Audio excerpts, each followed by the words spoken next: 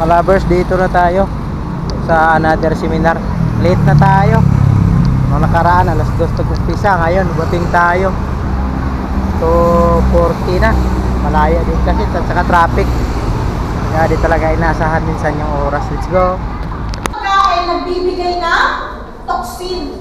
Pero dapat mas marami tayong pagkain na kinakain na nagtatanggal ng toxin. Anong pagkain? Ang sabi ng WHO, sabi ng WHO at USFDA, 3,000 to 5,000 units of ORAC per day para matanggal yung toxin. O kaya ba tayo nakasakit? Kaya ba may sakit? Baka hindi enough yung pagkain na binibigay natin nagtatanggal ng toxin. Good news, anong pagkain ang may pinakamataas? Malunggay. Palakpakan naman natin.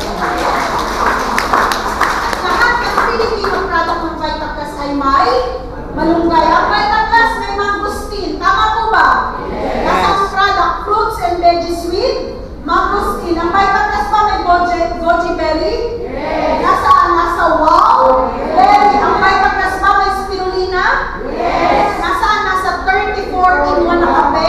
Nasa wow berry and cocoa wow. Ma'am, yung dinidiscuss ko, ito yung mga pagkain na matataas magtanggal ng basura sa ating katawan. At ang good news, ang may pinakamataas malunggay, 157,000. Palakpakan naman natin. Ang Vitaplus na may matcha tea? Yes. Nasaan? Nasa Mighty Burn. Ang Vitaplus pa may turmeric? Yes. Nasa gout out capsule, nasa gout out coffee. Yes. Ang Vitaplus pa ay may garlic? Yes. Nasa fruits and veggies with mangosteen. Green tea? Yes. Nasa fruits and veggies, nasa Mighty Burn, nasa Mighty Complete. Palakpakan natin ang Vitaplus. Imagine, isang kumpanya na maraming Filipino people ang natutulungan bukod sa financial, natutulungan tayo sa kalusugan. Maraming negosyo sa labas, maraming trabaho sa labas, magbibigay ng income. Pero sisirain ng ating katawan. Pero dito, makakatulong na makapagpalakas ng ating katawan. Palakpakan naman natin. So, ano yung sarap ng Vitaplus kung tawagin natin?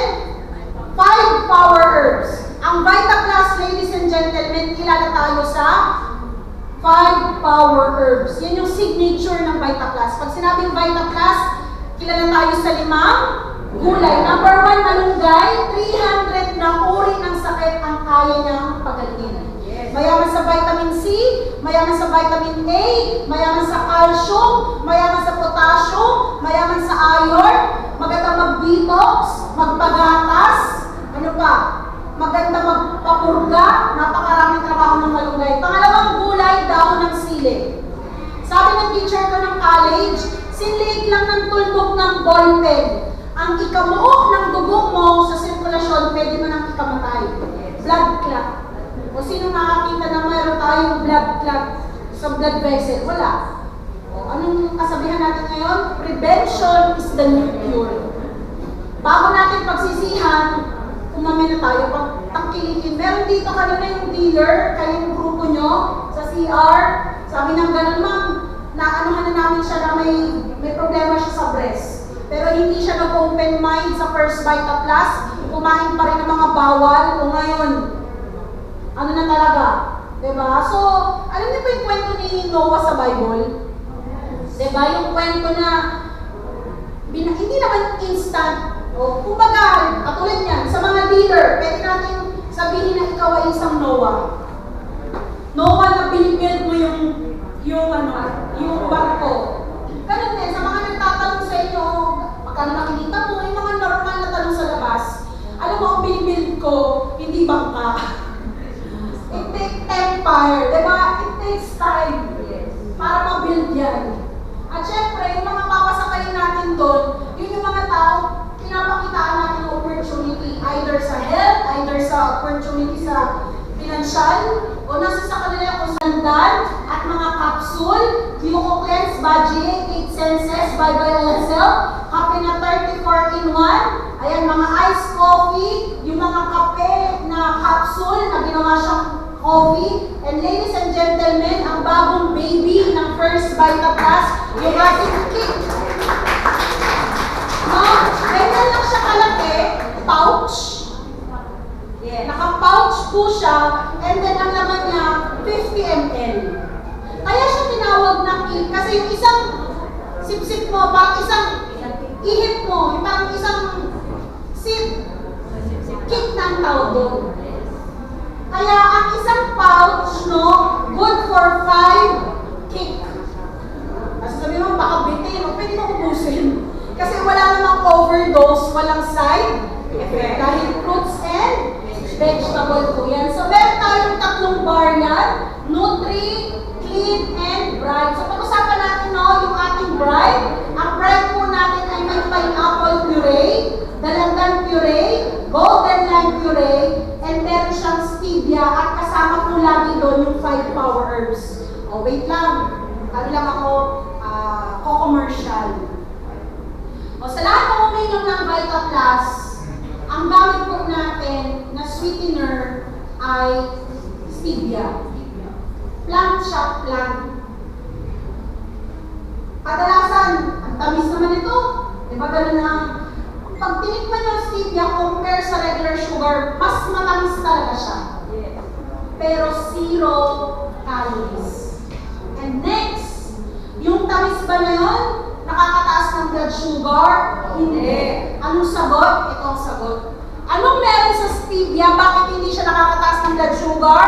Meron siyang tinatawag na D-terpene glycoside. Yan ang isagot mo doon sa mga kausap mo. Meron siya, Ange, na D-terpene glycoside. Pag inom ang Vita Plus, dadaan lang siya sa digestive system mo pero hindi ma-absorb. Kaya hindi siya nakakataas ng blood sugar. Ang nakakataas ng blood sugar, baka 3 cups of rice ang kinain mo. No, kaya nag-chocolate ka. Tama? Pero ang dami po dito na nag-normalize ang blood sugar nung sinamahan nila ng disiplina yung pag-inom ng first Vita Plus. Malakpakan po natin yan. Ano? Sa bawat dahil pag-bright, no, pang-clean siya. Ibig sabihin, pang-brighten siya ng skin. Yan ang trabaho ng ating product na bright. Nakakatulong siya sa digestion, nakakaganda siya ng cutis, ayan, at nakakapagpababa siya ng cholesterol. And next, no, meron tayong clean. Sa mga constipated, lalo na po. Alam niyo, as a nurse, nung nakita ko yung project na to, maganda to sa mga na-hospital, yung walang gano'ng kumain. Yung tapos kapag kumain ng gulay, yung bubuksan na lang, kayo titimplahin na lang ayaw pa. So unlike here, kapag nasa fridge mo siya or nasa ref mo siya, bubuksan mo na lang, at least kahit papano yung sustansya, yung nutrients, kahit kaunti siya, pero yung nutrients na kailangan ng katawan mo, na isupply na po niya. Yes. Strawberry cucumber, pineapple, golden lime, and again, may stevia. At wag po natin nakalimutan, lagi siyang may 5 power herbs. Yung napakaraming sustansya, tama? Ayan, wag po natin ikukumpara ang Vita Plus sa ordinaryong juice. Kasi hindi ito flavoring lang. Fruit talaga to, na may kasamang 5 gulay. Makakita ka man niya ng ganyan sa labas, pero walang kasamang gulay. Tapos yung mga preservative niya po, hindi natural, chemical base. No? And next, ito yung pinaka-paborito ng mga bata, yung ating Nutri. Bakit? Kasi meron siyang pineapple, mango, tomato, and carrot. So, bago ko matapos, ibarang ko po kayo sa isang kwento na totoong kwento po, no? Pero pala hindi totoong kwento. Testimony to, personally, na, ano po, shameless persistence. Walang niyang pagtsatsaga. Diba? Okay lang. Kung alam mo naman lagi na sinasabi sa Vita Plus, basta legal, moral, ethical, okay lang mo ulit. Diba? Dumating ng time, ayan, kinontak na niya ako. Sabi niya, Cyril, ano nga ba ulit yung sa first Vita Plus? So, lahat ng product, pinatry ko, tapos good news, bagong labas ko. Isa to sa bago kong nakatikim sa kanya. At ang good news po, ito na yung iniinom ng anak niya. Alam niyo po, pag dinitilipinan ko yan, sa isang araw yung anak niya nakakainom 5 sachet or 5 pack ng kick. Imagine mo yun. Pero sa kanya, kung kukumpit mo ordinary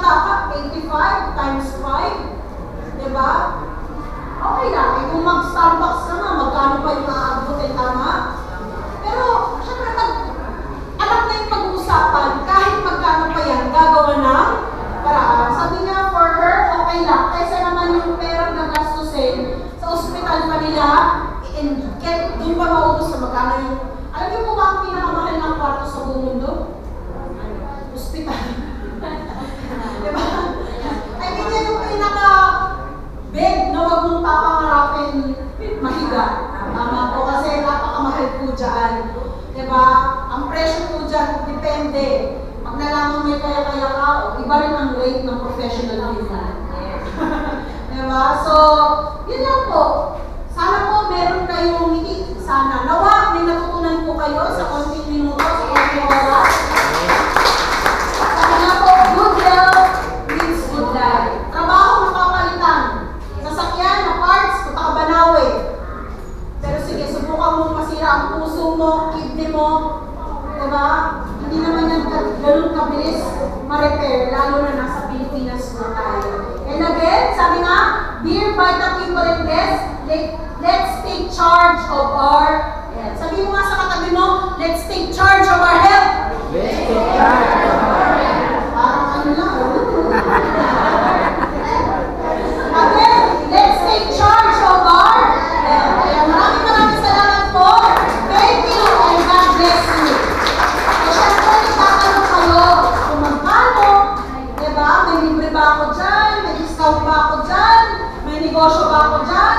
Pwede rin bang mabago buhay ko? Katulad ng mga pinakausap sa akin kanina sa labas bago ako pumasok? Sabi mo sa katabi mo, pwede. Pwede. Makakagaling, excited ako kung introduce sa inyo ang 7 speaker, isang kabataan. Imagine na-challenge kayo, nag-aaral pa to. Pero running for cum laude po ito. At hindi sa lahat gusto ko i-honor yung mama niya. Diba? Dahil sa pag-invite ng mama niya, isa na rin pong successful entrepreneur po ang ating next speaker. Tawagan po natin Miss Ange Balcazar. Palakpakan po natin siya. Thank you so much, Miss Maya. Ang ganda. Ang galing.